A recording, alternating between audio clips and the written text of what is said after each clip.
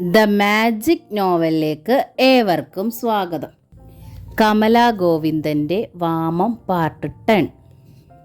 സുധ പൊട്ടിക്കരഞ്ഞുപോയി. കരയുന്നോ? കള്ളക്കരച്ചിൽ, മിണ്ടിപ്പോയ കരച്ചിൽ, നോക്കിപ്പോയാൽ അഭിനയം. ഭ്രാന്താത്രേ. എന്നിട്ടിപ്പോൾ കൺമുന്നിൽ ഇത്രയും നടന്നിട്ട് എന്താ ഭ്രാന്താകാത്തത്? എൻ്റെ അമ്മയൊന്ന് തൊട്ടുപോയാൽ ഉടനെ ഭ്രാന്തായി, ബോധം കെടലായി, ആശുപത്രിയിലേക്ക് ഓട്ടമായി. ഒക്കെ വിശ്വസിക്കാൻ പാവം ചേട്ടനും. എങ്ങനെ കഴിഞ്ഞ കുടുംബമാ! എന്ത് സ്നേഹമായിരുന്നു ചേട്ടന്! ഒക്കെ തീർന്നു. നിങ്ങൾ ഒരുത്തി കാരണം. പറഞ്ഞു പറഞ്ഞ് രാജിക്ക് കരച്ചിൽ വന്നു. എവിടെയും പൊയ്ക്കോ, എവിടെയും പോയി താമസിച്ചോ. ഞങ്ങളെ പ്രതി ആരും ഇവിടെ അട്ടപ്പേറ് കിടക്കണ്ട. ഞാനും അമ്മയും ഇവിടെ കഴിഞ്ഞോളാം. പത്മാക്ഷി തരിച്ചു നിൽക്കുകയാണ്. ഭാരതി പറയുന്നതിലും തല്ലിയതിനും അവർക്ക് വിഷമമില്ല. പക്ഷേ തൻ്റെ മകളോളം പോലും പ്രായമില്ലാത്ത ഈ പെണ്ണ് പറയുന്ന വാക്കുകൾ, അവൾ തന്നെ ഇട്ട് തല്ലിയിരിക്കുന്നു. അവളുടെ അമ്മയ്ക്കിട്ട് തല്ലിയതിന് സമമല്ലേ അത്? തനിക്ക് അവളെ തിരിച്ചു തല്ലാൻ പറ്റുമോ? പത്മാക്ഷി അവളെ തുറച്ചു നോക്കി. നോക്കി പേടിപ്പിക്കാനൊന്നും വേണ്ട. നിങ്ങൾ തള്ളേ മോളും കൂടി ചേർന്ന് എൻ്റെ ചേട്ടനെ പിടിച്ചെടുത്തു. എന്നെയെന്ന് വെച്ചാൽ ജീവനായിരുന്നു ചേട്ടന്. ഇപ്പം എന്നോട് മിണ്ടാറില്ല, ഒന്നും മേടിച്ചു തരാറില്ല. രാജി കരഞ്ഞു. ഉവ്വ, നിന്നോട് മിണ്ടാറില്ല. നീ മിണ്ടാറുണ്ടോടി? തള്ളയുടെ ഉരുപ്പടിയല്ലേ നീ? പത്മാക്ഷി ചോദിച്ചു. അവൻ നിന്റെ മൂത്തതാണെന്ന് നിനക്കും വിചാരം വേണം. നിങ്ങൾ മിണ്ടണ്ട, ഒന്ന് പോയി തന്നാ മതി. എല്ലാവരും ഒന്ന് പോയി തന്നാ മതി. എന്നും വഴക്കും പൊല്ലാപ്പും എല്ലാം കെട്ടിപ്പെറുക്കി പോയപ്പോൾ കരുതി സ്വൈര്യമായല്ലോന്ന്. എന്നിട്ടിപ്പോൾ വീണ്ടും വന്നിരിക്കുന്നു ശല്യത്തിന്, രാജി പറഞ്ഞു. സുധ സ്തംഭിച്ചു പോയി. ഈ തള്ളയ്ക്കും മകൾക്കും വേണ്ടിയാണ് താൻ ജയേട്ടനോട് എതിരിട്ടത്. ഇവരെ ഒറ്റയ്ക്കാക്കി പോകുന്നതിൻ്റെ സങ്കടം മാത്രമേ ഉണ്ടായിരുന്നുള്ളൂ. നാട്ടുകാരുടെ പഴി മാത്രമല്ല, പ്രായമായൊരു പെണ്ണ്, അമ്മയ്ക്കും ഇത്രയും പ്രായമായി, ആണുങ്ങളില്ലാത്ത വീടെന്ന് കരുതി ആരെങ്കിലും നൂണ്ടുകടന്നാൽ ഒക്കെ തീർന്നില്ലേ? മകൻ വേറെ പോകാൻ ഒരുങ്ങിയിട്ട് പോലും ഇവർക്ക് വേണ്ടി ഇവിടെ എല്ലാം സഹിച്ചു നിൽക്കാൻ ശ്രമിച്ചതാണ് താൻ. സ്വൈര്യമല്ല എന്ന് കരുതിയത്രേ. വീണ്ടും ശല്യത്തിന് വന്നു. സുധയുടെ കണ്ണുകൾ കവിഞ്ഞൊഴുകിപ്പോയി. തൃപ്തിയായില്ലേ? പത്മാക്ഷി മകളോട് ചോദിച്ചു. ഇവറ്റകൾക്ക് വേണ്ടിയാ നീ ആ പാവം ചെക്കനെ എത്ര കഷ്ടപ്പെടുത്തി, എത്ര രൂപ കളഞ്ഞു. നീ ആരെ തൃപ്തിപ്പെടുത്താനായിട്ടാ ഇവിടെ അട്ടിപ്പാറ് കിടക്കുന്നത്? നന്ദി സ്നേഹവും ബോധമില്ലാത്ത ഈ പരീക്ഷകൾക്ക് വേണ്ടിട്ടോ? പത്മാക്ഷി നീട്ടിത്തുപ്പി. നീയായി, നിന്റെ പാടായി. ഇവിടെ ഇനിയും കിടന്ന ഈ പെണ്ണും തള്ളയും കൂടി എൻ്റെ കഴുത്തിന് വെട്ടുകത്തി വെക്കില്ലെന്ന് ആര് കണ്ടു? എനിക്ക് നീ മാത്രമല്ല, പെര നിറഞ്ഞ് ഇനിയുമുണ്ട് 3 എണ്ണം. അവർക്ക് ഇതുപോലെ എന്തെങ്കിലും സ്ഥലം കാട്ടിക്കൊടുക്കണ്ടേ? ജീവനോടെ കിടക്കാണ്ട് പറ്റുമോ? ഞാൻ പോണു. എനിക്കെൻ്റെ ജീവൻ വേണം. നീ നിന്റെ ഇഷ്ടം പോലെ ചെയ്യും. ഒരു ദിവസം ഞാനിനി വരാം. ഈ തള്ള നിന്റെ ജീവൻ എടുത്തുവെന്ന് അങ്ങ് വന്ന് അറിയിക്കുമ്പോൾ. പത്മാക്ഷി അകത്തേക്ക് ചീറിച്ചെന്ന് പെട്ടെന്ന് അവരുടെ നല്ല ഡ്രസ്സുകൾ എടുത്ത് ധരിച്ചു. സുധ എന്ത് ചെയ്യണമെന്നറിയാതെ സ്തംഭിച്ചു നിൽക്കുകയാണ്.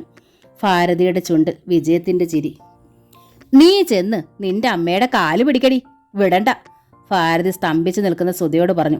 അവര് പോവോ? പേപ്പടി കാട്ടുമല്ലേ. നല്ല തീറ്റി കിട്ടിയാല് ഏത് പട്ടിയാ പോവുക? നല്ല മുഴുമുഴുപ്പുള്ള മീനല്ലേ ദിവസവും മേടിക്കുന്നേ. ചെമ്മീൻ മേടിച്ചത് 1.5 കിലോ അല്ലേ? നോക്ക്.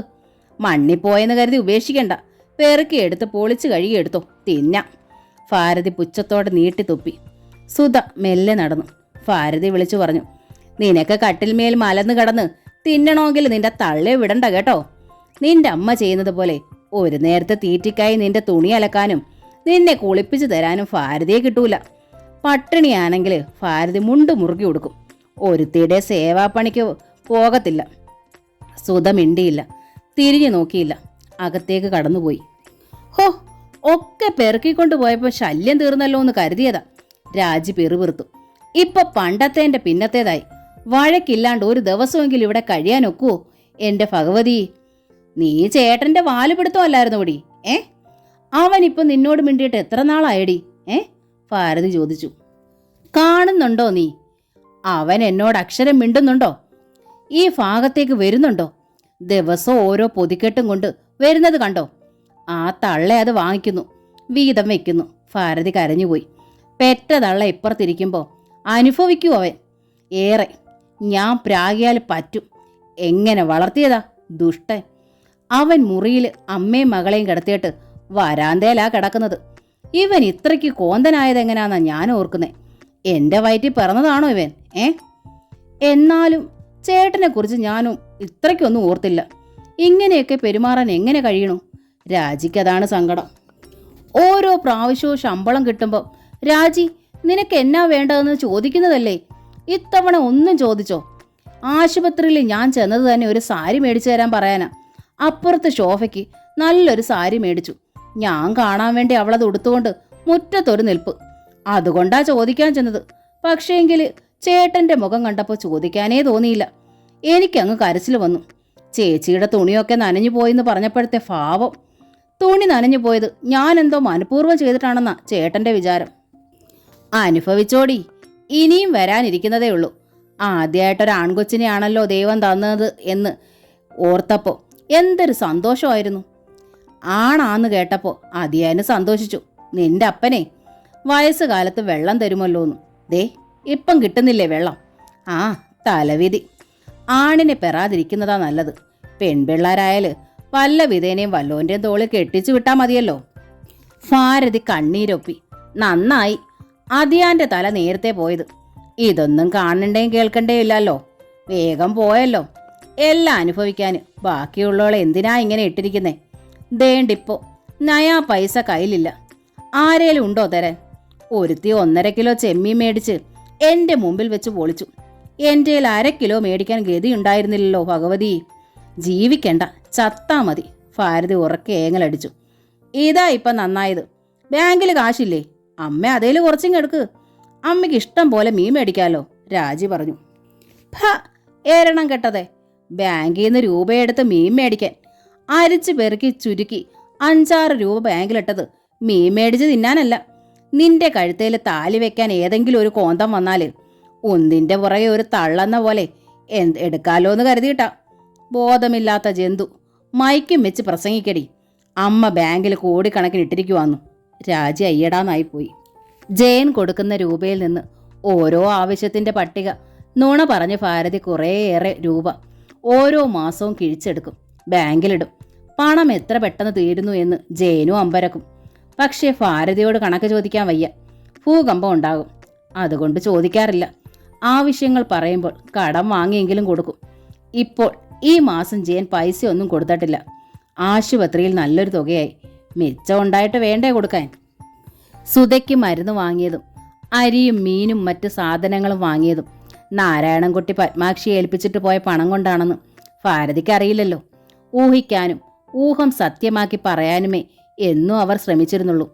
കയ്യിലില്ലെങ്കിലും ജയ എനിക്ക് ഇത്തിരി രൂപ വേണമെന്ന് പറഞ്ഞിരുന്നെങ്കിൽ ഏതു വിധേനയും ജയൻ അത് ഉണ്ടാക്കി കൊടുക്കുമായിരുന്നു. ഭാരതി ചോദിക്കൂ.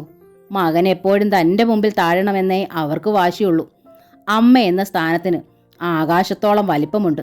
മകൻ താഴെ നിൽക്കുന്ന പുൽക്കൊടി. അതാണ് ഭാരതിയുടെ മട്ട്. സ്ഥാനത്തിനായുള്ള പ്രാധാന്യവും വലിപ്പവും പരപ്പും ഒക്കെ നേടിക്കൊടുക്കുന്നത് അവനവൻ്റെ പ്രവൃത്തി കൊണ്ട് മാത്രമാണെന്നുള്ള പരമമായ സത്യം ഭാരതിക്കറിയില്ല. ഈർഷ്യ ഉള്ളിലുള്ളതുകൊണ്ടും പണം കയ്യിലില്ലാത്തതുകൊണ്ടും അമ്മ ചോദിച്ചില്ലല്ലോ എന്നതുകൊണ്ടും ജയനും അനങ്ങിയില്ല. പണം ആവശ്യമെങ്കിൽ അമ്മ ചോദിക്കട്ടെ, രാജിയെങ്കിലും ചോദിക്കട്ടെ. ഇത്ര നാളും ചോദിക്കാതെ തന്നെ ചെയ്തിട്ടാണ് തീരെ വിലയില്ലാതെ പോയതെന്നും അമ്മ തന്നെ ഇത്രയധികം തട്ടുന്നതുമെന്നാണ് ജയൻ്റെ വാശി. മാത്രമല്ല സ്നേഹത്തിനും വിശ്വാസത്തിനും ഒക്കെ മേലെയായി അമ്മയോടിപ്പോൾ ജയൻ്റെ മനസ്സിൻ്റെ മീതെ കിടക്കുന്ന ഭാവം വെറുപ്പിൻ്റേതാണ്. വിശദീകരിക്കാനാവാത്ത ഒരു വെറുപ്പ്. അമ്മയെന്ന് പറയുമ്പോൾ ഉള്ളിൽ തോന്നിയിരുന്ന പഴയ വികാരങ്ങളൊക്കെ ഒരു മരവിപ്പ്. അവൻ്റെ ആ മനോഭാവം എന്താണ്, എങ്ങനെ ഉണ്ടായതാണ് എന്ന് മനസ്സിലാക്കാൻ ഭാരതിക്കോ രാജിക്കോ കഴിഞ്ഞില്ല. അതാണ് അവരുടെ പരാജയവും. അണ്ണാക്കിലേക്ക് കൈ കുത്തി ഇറക്കിയാൽ ആ കൈ വലിച്ചെടുത്ത് തലോടി വിടാൻ പറ്റുമോ? അത്രയ്ക്കൊക്കെ ക്ഷമ ആർക്കുണ്ടാകും? സ്വന്തം അമ്മയാണെന്ന് വെച്ച് എത്രത്തോളം ക്ഷമിക്കും? എത്ര കാലത്തോളം ക്ഷമിക്കാം? ഇതൊന്നും ശരിയായ രീതിയിൽ ഉൾക്കൊള്ളാതെ ഭാരതിയും രാജിയും അവർക്ക് നേരിട്ട നഷ്ട സൗഭാഗ്യങ്ങളെ ഓർത്തു കരഞ്ഞു. അതിനെല്ലാം കാരണക്കാരി സുധയും സുധയുടെ വീട്ടുകാരുമാണെന്നുള്ള ഉറച്ച വിശ്വാസം ഒന്നുകൂടി ഉറപ്പിക്കുകയും ചെയ്തു. സുധ അപ്പോൾ പത്മാക്ഷിയുടെ കാല് പിടിക്കുക തന്നെയായിരുന്നു. അമ്മ ഇങ്ങനെ പോയാലോ? അമ്മയുണ്ടെന്നുള്ള ധൈര്യത്തിലാണ് ഞാനിവിടെ കിടക്കുന്നത്.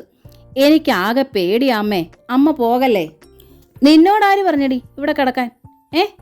കെട്ടിയോൻ്റെ വീട്ടുകാരെ നോക്കാൻ നിനക്ക് കടമയുണ്ട്. അത് ശരിയാ.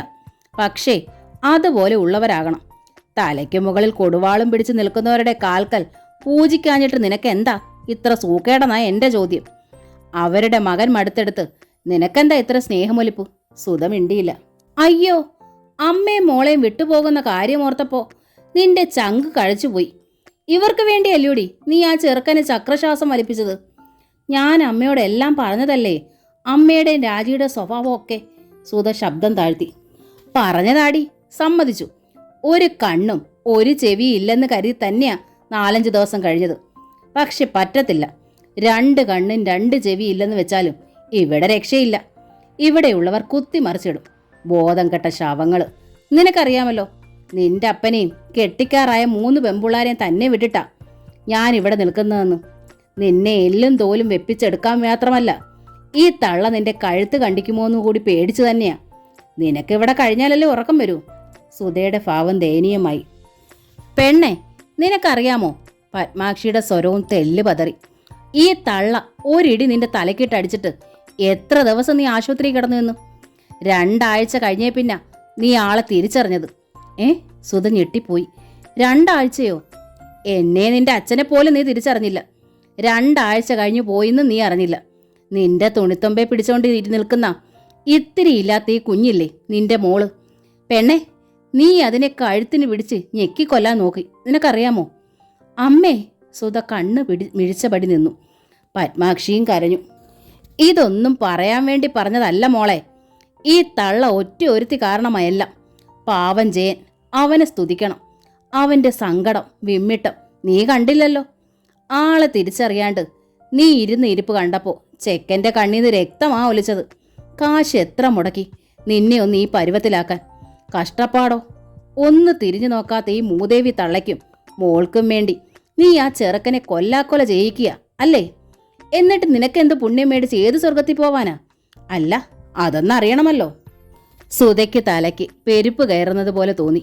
എവിടെയോ എന്തോ അപാകത ഉണ്ടെന്ന് തോന്നിയിരുന്നു. മെന്റൽ ഹോസ്പിറ്റൽ എന്ന ബോർഡ് കണ്ടപ്പോൾ മുതൽ ചിന്തിക്കുന്നു. പക്ഷേ ഇത്രയ്ക്ക് ഓർത്തില്ല. 2 ആഴ്ച. ആരും പറഞ്ഞില്ലല്ലോ എൻ്റെ ഈശ്വര. ആരെയും തിരിച്ചറിഞ്ഞില്ലാത്രേ എൻ്റെ മോളെ. സുധ അനുവിനെ വാരിയെടുത്തു. ഈ കഴുത്ത് പിടിച്ച് താൻ ഞെരിക്കാൻ പോയോ? അവൾ ആ കുഞ്ഞു മുഖത്ത് 100 ഉമ്മ നൽകി. നോക്ക്, ഞാൻ പോകുക പെണ്ണെ. എന്നാ പറഞ്ഞാലും എനിക്കിനി ഇവിടെ പറ്റില്ല. നീയായി നിന്റെ പാടായി. പിന്നൊരു കാര്യം, ജയം വരുമ്പോൾ ഒന്നും പറയണ്ട. ഞാൻ അത്യാവശ്യമായി പോയെന്ന് പറഞ്ഞാൽ മതി. ഇതൊക്കെ പറഞ്ഞാ അവനാ തള്ളയോട് ചോദിക്കാൻ ചെല്ലും. തല്ലുകൊള്ളിത്തരമേ തള്ളയുടെ വായിന്ന് വരും. അവൻ വല്ലവും വലിച്ചെടുത്ത് അവരുടെ തലക്കിട്ട് താങ്ങും. ചെക്കൻ ജയിലിലും കയറും. അത്രയ്ക്ക് തകർന്ന അവൻ്റെ നടപ്പ്. അമ്മേ, സുധ വിളിച്ചു. അവൾ ആകെ ഭയന്നു പോയിരുന്നു. പത്മാക്ഷി പെട്ടെന്ന് സ്വരം താഴ്ത്തി മകളുടെ തോളിൽ പിടിച്ചു. മോളെ, കെട്ടിയോനെയും തള്ളയും പെങ്ങളെയൊക്കെ സ്വന്തം പോലെ മാത്രം കരുതി എന്നും ജീവിക്കണമെന്നും കുടുംബകലഹം ഉണ്ടാക്കാൻ ഒരു വഴി നീയായിട്ട് ഒരുക്കരുത് എന്നുമാണ് ഞാൻ കല്യാണത്തിന് മുമ്പ് തന്ന ഉപദേശം. ഓർക്കുന്നോ? അതിനുശേഷവും ഞാൻ അങ്ങനെ തന്നെ പറഞ്ഞിട്ടുള്ളത് നിനക്കറിയാലോ. പക്ഷേ ഇനി അങ്ങനെ പറയാൻ വയ്യ മോളെ. അതുകൊണ്ടാണ് അമ്മ ഇത്രയും പറഞ്ഞത്. നീ പോരുന്നോ എൻ്റെ കൂടെ? ഈ കുഞ്ഞിനെ എടുത്തോ. ഈ കുഞ്ഞ് എനിക്കൊരധികപ്പറ്റല്ല. എനിക്ക് 5 പെണ്ണുണ്ടായി എന്ന് ഞാൻ കരുതിക്കോളാം. പത്മാക്ഷി ഏങ്ങി കണ്ണും മുഖവും തുടച്ചു. അവരുടെ ഉടുതുണികളെല്ലാം ഒരു സഞ്ചിക്കുള്ളിലാക്കി അതും തൂക്കി അവർ മുറ്റത്തിറങ്ങി. ഭാരതിയും രാജിയും മുറ്റത്തെത്തിയിരുന്നു. ആഹാ, പെറുക്കി കെട്ടി പോവുകയാണോ? ഭാരതിയോടാ കളിക്കാൻ വന്നത്. ഭാരതി പരിഹസിച്ചു. പത്മാക്ഷി അടുത്ത് ചെന്നു. അതെ, പോകുക. കളിച്ചാൽ തോറ്റുമ്പോ പോകുമെന്ന് പേടിച്ചിട്ടല്ല. നിങ്ങളുടെ മകൻ ജയിലിൽ പോകണ്ടെന്ന് തന്നെ കരുതിയിട്ടാ. ദാണ്ടേ എൻ്റെ മകൾ ഇവിടെ ഉണ്ട്. ജീവൻ പോയി കഴിയുമ്പോൾ വന്ന് അറിയിച്ചേക്കണം. ശവം ഞങ്ങൾ എടുത്തോളാം. ഭാരതി അടി കിട്ടിയതുപോലെ നിന്നു. പത്മാക്ഷി തിരിഞ്ഞു നോക്കാതെ നടന്നു. ഗേറ്റ് കടന്നു. ഭിത്തിയിലേക്ക് ചാരി ശവം പോലെ സുധ താഴേക്കിരുന്നു പോയി. സുധേ, എടി സുധേ. വരാന്തയ്ക്കപ്പുറത്ത് ഭാരതിയുടെ ഇടിമുഴങ്ങുന്ന സ്വരം. സുധ ഞെട്ടി ഉണർന്നതുപോലെ നോക്കി. അവൾക്കരികിൽ ആകെ പകച്ച ഭാവത്തിൽ അനുമോളുണ്ട്. എടി, നിന്നെയാ വിളിച്ചത്. നിന്നെ തന്നെ. ചെവിക്കകത്ത് വല്ലതും പൊട്ടി നിൽക്കുവാണോ? അതോ നാക്ക് തളർന്നു പോയോ? സുധ ഭാരതിയെ നോക്കി. അവളുടെ നോട്ടത്തിൽ വല്ലാത്ത അസഹ്യതയുണ്ടായിരുന്നു.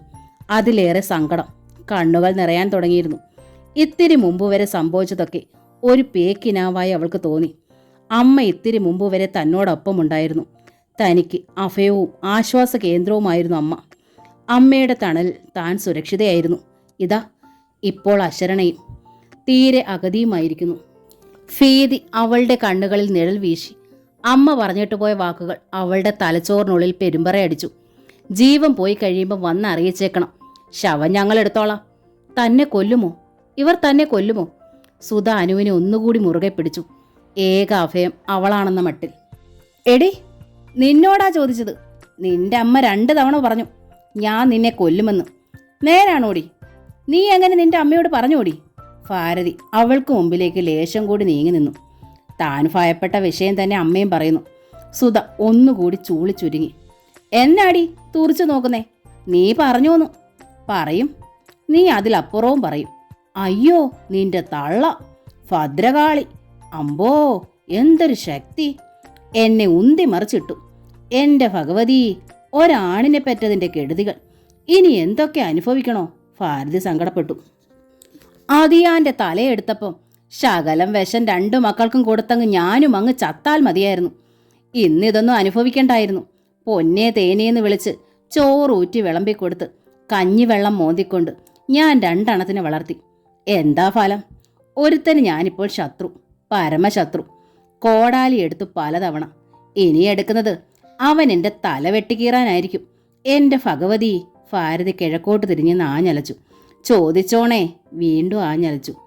ഇവളോട് ചോദിക്കണേ? അല തന്നെ. എൻ്റെ കുഞ്ഞ് എനിക്ക് ആരുമല്ലാതായല്ലോ.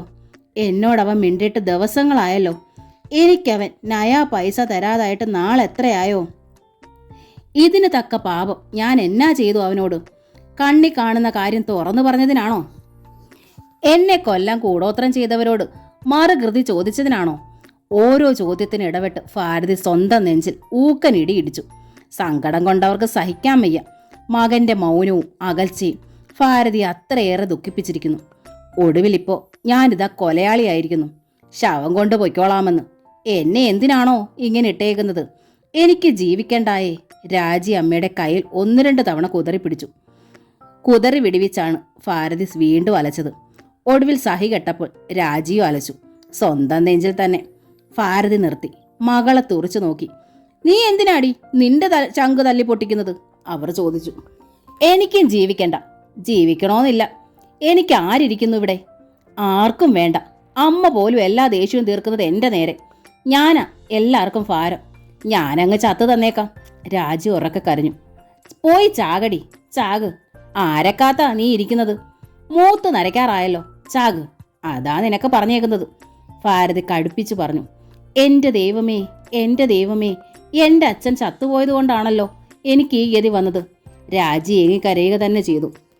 എല്ലാവർക്കും അച്ഛനുണ്ട്, എനിക്ക് മാത്രമാണ് ഈ വിധി. രാജി സങ്കടത്തോടെ അകത്തേക്ക് കടന്നു. കട്ടിലിലേക്ക് വീണ് കിടന്ന് കരഞ്ഞു. അച്ഛനില്ലാത്തതിൻ്റെ കുറവ് അവൾ ഒരിക്കലും അറിഞ്ഞിട്ടില്ല. ഭാരതി അറിയിച്ചിട്ടില്ല.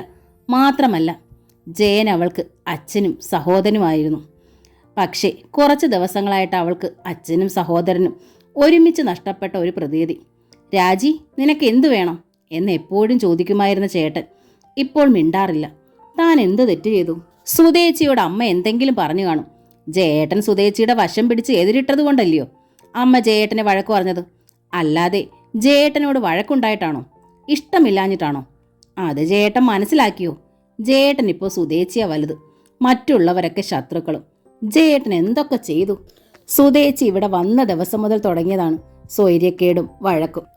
വേണ്ടായിരുന്നു, ജയേട്ടൻ കല്യാണം കഴിക്കുകയേ വേണ്ടായിരുന്നു. ഇനിയിപ്പോൾ പറഞ്ഞിട്ടെന്താ? സഹിക്കുക തന്നെ, എല്ലാം സഹിക്കുക. അപ്പുറത്ത് വരാന്തയിൽ ഭാരതി കരച്ചിലും പിറുപിറുപ്പും വഴക്കും തന്നെയായിരുന്നു. ഒടുവിൽ സുധയോട് പറഞ്ഞു. നിന്റെ അമ്മ വിളിച്ചില്ലേ നിന്നെ? പൊയ്ക്കോ, വണ്ടിക്കൂലി ഞാനുണ്ടാക്കിത്തരാം. എനിക്കൊന്ന് സമാധാനമായിട്ട് ഉറങ്ങാനാ. അവൻ വരുമ്പോൾ ഞാൻ കാര്യം പറഞ്ഞോളാം. സുധ മിണ്ടിയില്ല. എന്നാ പറഞ്ഞാലും വായിലിപ്പോൾ നാക്കില്ല. പേരിനൊരു കള്ളക്കേസുണ്ടല്ലോ. നിന്റെ കുടുംബത്ത് ഇതിനു മുമ്പ് ആർക്കെങ്കിലും ഭ്രാന്ത് വന്നിട്ടുണ്ടോടി? ഉത്തരമില്ല. ഹോ, നാശം പിടിച്ചൊരു ബന്ധം. ഇതൊന്ന് തീർന്നു കിട്ടിയിരുന്നെങ്കിൽ. ഭാരതി തലയിൽ കൈവച്ചു. അച്ചമ്മ എൻ്റെ അമ്മയോട് മിണ്ടണ്ട. എല്ലാം കേട്ട് സഹികെട്ട മട്ടിലിരുന്ന അനു ഉറക്കെ പറഞ്ഞു. എടി എടി കാന്താരി, ഞാൻ മിണ്ടണ്ടാന്നോ? ആര് പറഞ്ഞു തന്നെടി നിന്നോടിത്? നിന്റെ ആ അറുവാണിച്ച തള്ളയോ? ഹോ, 3-4 ദിവസം കൊണ്ട് ഈ കൊച്ചിനെ ഒരു പദം വരുത്തിയിട്ടാ അവള് പോയത്. അച്ചമ്മ ചീത്ത, അച്ചമ്മ മിണ്ടണ്ട, അനു വീണ്ടും പറഞ്ഞു. ഡി, ഭാരതിക്ക് എത്ര പിടിച്ചിട്ടും സഹിക്കാൻ കഴിഞ്ഞില്ല. സുധയുടെ മൗനവ്രതവും സുധയെ തല്ലാൻ പറ്റാത്ത വിഷമവും പത്മാക്ഷിയുണ്ടായ പ്രശ്നവും ഒക്കെ കൂടി അവരുടെ സമനില തെറ്റിച്ചിരുന്ന സമയമാണ്. അവർ അനുവിനെ കടന്നു പിടിച്ചു, തുടയിൽ ആഞ്ഞടിച്ചു. അനു നിലവിളിച്ചു. സുധ ചാടിപ്പിടഞ്ഞെണീറ്റു. അവളെ വിട്, സുധ ദൃഢസ്വരത്തിൽ പറഞ്ഞു. കുഞ്ഞിനെ വിടാൻ. നാക്കുണ്ടോ നിനക്ക്? ആഹാ, ഇപ്പൊ വിട്ടില്ലെങ്കിലോ? എൻ്റെ മകനാണ് ഇതിൻ്റെ തന്തയെങ്കിൽ തല്ലാൻ എനിക്ക് അവകാശമുണ്ട്. അതോ ഇനി ആ കോന്തനല്ലേ ഇതിൻ്റെ തന്ത? ആർക്കറിയാം? പറയുന്നത് അങ്ങ് വിശ്വസിക്കുകയല്ലേ എല്ലാവരും. സത്യം ആർക്കറിയാം? ഞാൻ അച്ഛനോട് പറയും, എന്നെ തല്ലിയത് ഞാൻ പറഞ്ഞു കൊടുക്കും, അനു പറഞ്ഞു. ആഹാ, നിന്റെ അച്ഛൻ എന്നെ മൂക്കി കയറ്റുവോ? എന്നാലൊന്ന് കണ്ടിട്ട് തന്നെ. ഭാരതി അനുവിൻ്റെ ചെവിക്ക് ആഞ്ഞു കിഴുക്കി. വിടാനല്ലേ പറഞ്ഞത്? സുധ ഒരു പൊട്ടുതെറിയിലൊണ്ണം അനുവിനെ പിടിച്ചിരുന്ന ഭാരതിയുടെ കൈക്കിട്ടൊരു തട്ട് കൊടുത്തു. എടി, നീ എന്നെ കൈവയ്ക്കാറായോ? ഭാരതി സുധയുടെ നേരെ കൈ ഓങ്ങി. തൊട്ടു പോകരുത്, തൊടരുതെന്നാണ് പറഞ്ഞത്. സുധ എന്തിനും തയ്യാറായ മട്ടിൽ ഭാരതിയുടെ മുമ്പിൽ നിന്ന് കൈ ചൂണ്ടി. ഭാരതി ഒന്നറച്ചു. ഭ്രാന്താശുപത്രിയിൽ നിന്ന് വന്നതല്ലേ, സുധ എന്തെങ്കിലും ചെയ്താലോ? ആ കലി അനുവിനോട് തീർത്തു. അനുവിനെ പിടിച്ചൊരു തള്ള്. അനു വരാന്തയിൽ നിന്ന് മുറ്റത്തേക്ക് വീണു. അയ്യോ, എൻ്റെ കുഞ്ഞെ! സുധ അലർച്ചയോടെ മുറ്റത്തേക്ക് ചാടി അനുവിനെ വാരിയെടുത്തു. അനു അലറിക്കരഞ്ഞു. അവളുടെ തലയിൽ ചെറിയൊരു മുറിവുണ്ട്. കാലിൻ്റെ മുട്ടിന്മേലെ തോലിയും ഉരിഞ്ഞു. സുധ അനുവിനെ എടുത്തുകൊണ്ട് ഭാരതിയെ തറച്ചു നോക്കി. അവർ പരുങ്ങലിലായി. അനു മുറ്റത്തേക്ക് വീഴുമെന്ന് ഭാരതി പ്രതീക്ഷിച്ചതല്ല. ദേഷ്യത്തിന് ചെയ്തു, അത്രമാത്രം. രാജി ഇറങ്ങി വന്നു. അയ്യോ മോളെ! അവൾ അനുവിനെ എടുക്കാൻ അടുത്തെത്തി. തൊടണ്ട, സുധ പറഞ്ഞു. ആദ്യമായിട്ടായിരുന്നു സുധ ഭാരതിക്കും രാജിക്കും എതിരായി സംസാരിച്ചത്. സഹനശക്തിയുടെ ഏറ്റവും അങ്ങേയറ്റത്ത് അവൾ എത്തിക്കഴിഞ്ഞിരുന്നു. അതിനപ്പുറവും കഴിഞ്ഞു. ഇനി വയ്യ, ഒട്ടും വയ്യ. ചോര ഒഴുകിയിറങ്ങുന്ന കുഞ്ഞിനെ നെഞ്ചോട് ചേർത്തവൾ കരഞ്ഞു, വല്ലാതെ കരഞ്ഞു. സാരിയുടെ തുമ്പുകൊണ്ട് നെറ്റിയിലെ ചോര തുടച്ചു കളഞ്ഞു. അനുവിനെ ഉമ്മ വെച്ചു. പിന്നെ ഭാരതിയെയും രാജിയെയും ശ്രദ്ധിക്കാതെ കുഞ്ഞിനെയും കൊണ്ടവൾ മുറിക്കുള്ളിലേക്ക് കയറി വാതിൽ വലിച്ചടച്ചു. മുഖത്തടി കിട്ടിയതുപോലെ ഭാരതിയും രാജിയും നിന്നു. വൈകുന്നേരമായിട്ടും ആ വാതിൽ തുറന്നില്ല. സന്ധ്യയ്ക്ക് മുമ്പ് ജയൻ വന്നു. അടഞ്ഞ വാതിൽ കണ്ട് അവൻ നിന്നു. അടഞ്ഞ വാതിൽക്കൽ ജയൻ ഒന്ന് സ്തംഭിച്ചു നിന്നു. പതിവില്ലാത്തതാണിത്, ഒരിക്കലും പതിവില്ലാത്തതാണ്. ജയൻ അടുക്കള വശത്തേക്ക് നോക്കി. ഭാരതിയുടെയോ രാജിയുടെ നിഴൽ പോലുമില്ല. സുധയും മോളും. സുധയുടെ അമ്മ എവിടെ? ക്ഷേത്രത്തിൽ പോയോ? മോളും അമ്മയും പോയാലും സുധ പോവില്ല, തീർച്ച. അപ്പോൾ പിന്നെ ഇതെന്താ ഇങ്ങനെ അടച്ചിട്ടിരിക്കുന്നത്? ജയൻ വാതിക്കൽ ഒന്ന് തട്ടി, അനക്കമില്ല. വീണ്ടും തട്ടി, അപ്പോഴും അനക്കമില്ല. ജയൻ അങ്കലാപ്പായി. സുധേ, അനുമോളെ! ജയൻ വിളിച്ചു. ഒരിക്കൽ കൂടി തട്ടി. ആ വിളിക്കായി കാത്തിരുന്നത് പോലെയാണ് വാതിൽ തുറന്നത്. വാതിലിന് പിന്നിൽ സുധ. ഹോ, എന്താ സുധയെ കാട്ടിയത്? മനുഷ്യരെ പേടിപ്പിക്കുക? സന്ധ്യയ്ക്ക് വാതിൽ അടച്ചിട്ട് എന്ത് ചെയ്യുകയായിരുന്നു? ഞാൻ എത്ര വിളിച്ചു. മോളെന്താ കിടക്കുന്നത്? നിന്റെ അമ്മ എവിടെ? ഒറ്റ ശ്വാസത്തിനായിരുന്നു ചോദ്യങ്ങൾ. പിന്നെയാണ് അവളെ ശ്രദ്ധിച്ചത്. കരഞ്ഞ് കരഞ്ഞ് തടിച്ച കൺപോളകളും കണ്ണീരിൽ കുതിർന്ന കവളും. ഇപ്പോൾ പൊട്ടിപ്പോകുമെന്ന ഭാവം. എന്താ എന്താ സുധേ, എന്തു പറ്റി? സുധ മൗനം, അതേ നിൽപ്പ്. അയ്യോ, എന്തെങ്കിലും ഒന്ന് പറയൂ, മനുഷ്യരെ പേടിപ്പിക്കാതെ. അവൻ്റെ ഹൃദയത്തിൽ തീ പടരുകയാണ്. ആത്മാവിനുള്ളിൽ പൊട്ടിത്തെറി നടക്കുകയാണ്. എൻ്റെ ദൈവങ്ങളെ, എന്താണിത്? മനസ്സാകെ ഉത്കണ്ഠ കൊണ്ട് ഇപ്പോൾ പൊട്ടു എന്ന മട്ടിലായിരിക്കുന്നു. സുധേ! ജയൻ അവളുടെ ഇരുതോളിലും പിടിച്ചുലച്ചു. പൊട്ടിപ്പോയി. സുധ ജയന്റെ നെഞ്ചിലേക്ക് വീണു. അമ്മ പോയി ജയേട്ടാ, എനിക്ക് പേടിയായി, വല്ലാത്ത പേടി. വാതിലടച്ചത് അതാണ്. ആരും ഇതിനകത്ത് വന്ന് ഞങ്ങളെ കൊല്ലാതിരിക്കാൻ. ജയേട്ടൻ്റെ ശബ്ദം കേട്ടപ്പോൾ ജയന്റെ നെഞ്ചിലൊരു വെള്ളിടി വെട്ടി. എന്താണ് ഇവൾ പറയുന്നത്? എന്നുവെച്ചാ വീണ്ടും എന്തെങ്കിലും പ്രശ്നം ഇവിടെ ഉണ്ടായെന്ന്. ഇത്രയ്ക്ക് എന്തുണ്ടായി? ജയേട്ടാ, ആ വാതിലങ്ങടക്കി, എനിക്ക് പേടിയാ. സുധ തുറന്നു കിടക്കുന്ന വാതിക്കലേക്ക് ചൂണ്ടി. ജയൻ പെട്ടെന്ന് വാതിലടച്ചു. സുധേ, നീ കാര്യം പറയൂ. ജയൻ അവളെ പിടിച്ചു. ഇവിടെ എന്തുണ്ടായി? എന്താ നിന്റെ അമ്മ പോയത്? മരിക്കാൻ ജയേട്ടന് പേടിയുണ്ടോ? പെട്ടെന്നായിരുന്നു സുധയുടെ ചോദ്യം. പെരുവിരൽ മുതൽ ഒരു വിറയൽ ജയന്. ഞാൻ വാതിലമടച്ചിട്ട് കാത്തിരിക്കുമായിരുന്നു ജയേട്ടനെ. ഇങ്ങനെ ജീവിക്കാൻ വയ്യ, സമാധാനമില്ലാണ്ട്, ഒരു നിമിഷം പോലും സ്വൈര്യമില്ലാണ്ട്. അതുകൊണ്ട് നമുക്ക് മരിക്കാം. ഓ, ജയേട്ടൻ അല്ലെങ്കിൽ എന്തിനു മരിക്കണം? ജയേട്ടനവിടെ ആർക്കും ദേഷ്യമില്ലല്ലോ.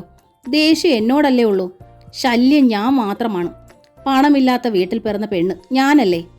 ഉദ്യോഗസ്ഥൻ വന്ന് കൈ നീട്ടിയപ്പോൾ ആ കൈ പിടിച്ചത് ഞാനല്ലേ. ഞാൻ മരിക്കാം, എൻ്റെ ശല്യം ഒഴിവാക്കാം അല്ലേ? അമ്മ പറയുന്ന അത്രയും പണം വാങ്ങി ഇനി ഒരുവളെ. സുധേ, ജയൻ അവളുടെ വായ അടച്ചു പൊത്തി. ഇവിടെ ഇന്ന് എന്തുണ്ടായി അത് പറയൂ. അവന്റെ സ്വരം ഉയർന്നു. എനിക്കതൊന്നും പറയാൻ വയ്യ ജയേട്ടാ. അശരണയെ പോലെ അവൾ തേങ്ങി. അമ്മമാർ തമ്മിൽ വഴക്കായോ? നോക്ക് ജയേട്ടാ, സത്യമായിട്ടും എനിക്ക് ഭ്രാന്ത് വന്നോ? ഞാൻ ഈ ഭ്രാന്തികളെ കാണിക്കുന്നത് പോലെയൊക്കെ ബഹളം വെക്കുകയും ഓടുകയും അലറുകയും ഒക്കെ ചെയ്തോ? ജയൻ ഒരു സ്തംഭനാവസ്ഥയിലായി. ഇതൊക്കെ ഇവളോട് ആര് പറഞ്ഞു? എന്താ മിണ്ടാത്തെ? സത്യമല്ലേ ജയേട്ടാ? അതല്ലേ ഞാൻ നമ്മുടെ മോളുടെ കഴുത്തിന് പിടിച്ച്. സുധേ, ജയൻ അവളെ ശക്തമായി കുലുക്കി. നീ അതും ഇതും പറയാതെ. ഇപ്പൊ പേടിയാകുന്നത് എനിക്കാണ്. ഇനിയും ഭ്രാന്ത് വരുമോന്നോ അല്ലേ? ജയൻ ഒരു നിമിഷം ചിന്തിച്ചു. ഇവൾ വിവരങ്ങൾ മുഴുവൻ അറിഞ്ഞിരിക്കുന്നു. ബോധമില്ലാത്ത സ്റ്റേജിൽ കിടന്നിരുന്ന 2 ആഴ്ചത്തെ സംഭവങ്ങൾ എല്ലാം അറിഞ്ഞിട്ടുണ്ട്. നേരിടാതെ വയ്യ, ലാഘവപ്പെടുത്തിയേ മതിയാകൂ. എന്താ സുധേ ഇങ്ങനെയൊക്കെ ചോദിക്കുന്നത്? ഞാൻ വിഷമിക്കൂ എന്നറിഞ്ഞിട്ട് തന്നെ. ജയേട്ടൻ ഒത്തിരി വിഷമിച്ചു അല്ലേ? സുധയുടെ മുഖത്തിന് അയവ് വന്നു. സങ്കടം കൊണ്ടാത് വല്ലാതെ തിങ്ങിയ കണ്ണുകൾ. എല്ലാവരും എല്ലാവരുടെയും സങ്കടം പറയുന്നു. എല്ലാവരും അവരവരുടെ സങ്കടം കരഞ്ഞു കളയുന്നു. ജയേട്ടൻ മാത്രം കരയാതെ കരഞ്ഞ് എല്ലാം നെഞ്ചിനുള്ളിൽ ഒതുക്കിയിട്ട് എൻ്റെ അമ്മയുടെ ഇടയിൽ കിടന്ന് തിങ്ങി ഞെരുങ്ങുകയാണല്ലേ. എത്ര നാൾ ഇങ്ങനെ ജീവിക്കും ജയേട്ടൻ നമ്മൾ? സുധേ, അവളുടെ മുഖം പിടിച്ചവൻ നെഞ്ചിൽ ചേർത്തു പുറത്ത് തലോടി. സാരമില്ല, ഒന്നും സാരമില്ല.